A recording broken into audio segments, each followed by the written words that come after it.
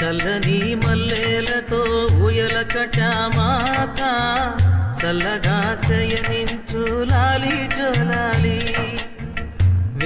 Hi friends, ఇక అష్టలక్ష్మి గుడికి వచ్చినాం నేను మా ఫ్రెండ్. అక్కడైతే లోపలైతే ఫోటోలు వీడియోస్ ఏం తీయనీయలేదు. చూడండి ఎంత బాగుందో, లోపల ఇంకా బాగుంది. Okay friends bye. బాయ్ చెప్పు. Okay friends bye.